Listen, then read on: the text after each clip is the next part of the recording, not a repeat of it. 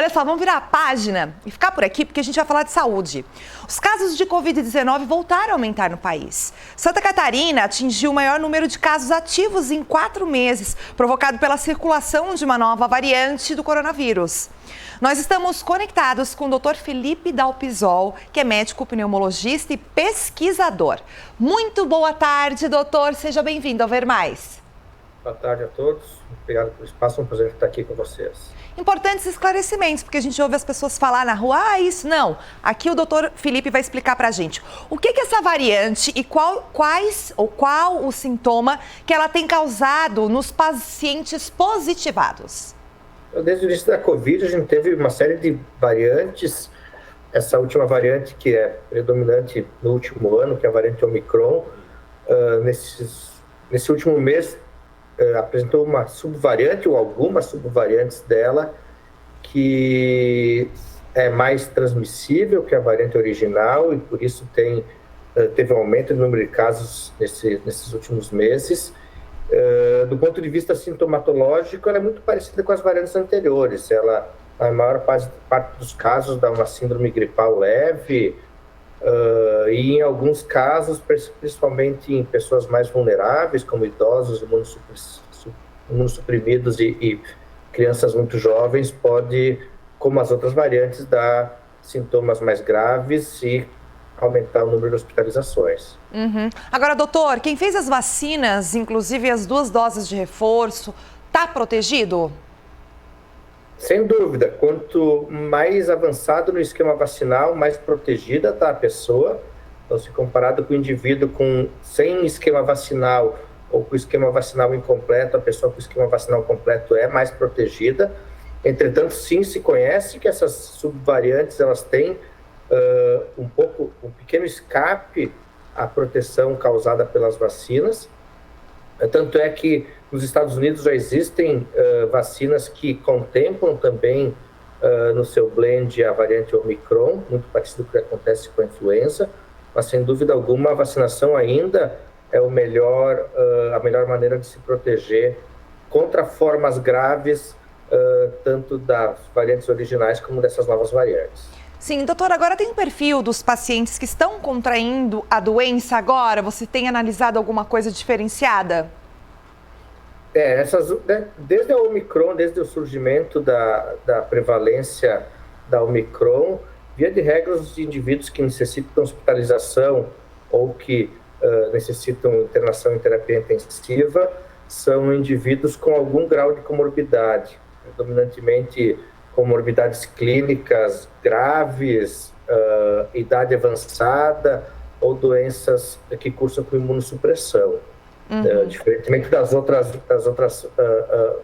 ondas, onde indivíduos não com essas características também eram bastante acometidos, de modo geral, as formas mais graves são para esse tipo de paciente. Sim. Doutor Felipe, já há recomendação para o uso de máscara em alguns locais, né? A gente percebeu, você viu no nosso noticiário aqui da NDTV Record TV. Você acredita que este item de segurança pode voltar a fazer parte das nossas rotinas? Acredito que como uma rotina, como foi no auge da pandemia não, onde o uso de máscara era obrigatório para todos os indivíduos. Acredito que nesse momento o bom senso deve sempre imperar, então indivíduos com um risco maior de acometimento mais grave da doença deveriam usar máscara, assim como indivíduos com sintomas gripais, como hoje em dia não existe mais restrição de circulação, à medida que o indivíduo tem algum tipo de sintoma gripal, como uma medida de proteção para as outras pessoas, também o uso de máscara nos mais diferentes ambientes seria recomendado. Sim. A gente sempre comenta aqui, né, se é que podemos dizer assim, um legado da pandemia, né? A gente sabe que foi, infelizmente, uma tragédia, né? Muitas pessoas morreram, perderam suas vidas, né? Foi realmente trágico. Mas um dos legados comportamentais, né? Quer dizer, higienização da mão, que é algo que deveria ser sempre. Uso de máscara em alguns ambientes. Se você está com algum sintoma, né? Respeite, tenha empatia ao outro, né?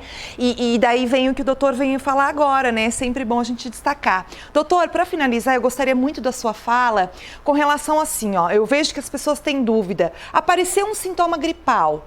qual deve ser o procedimento? Se isolar, usar máscara, procurar um médico, um passo a passo, né? Para as pessoas até as pessoas de casa saberem o que fazer, né?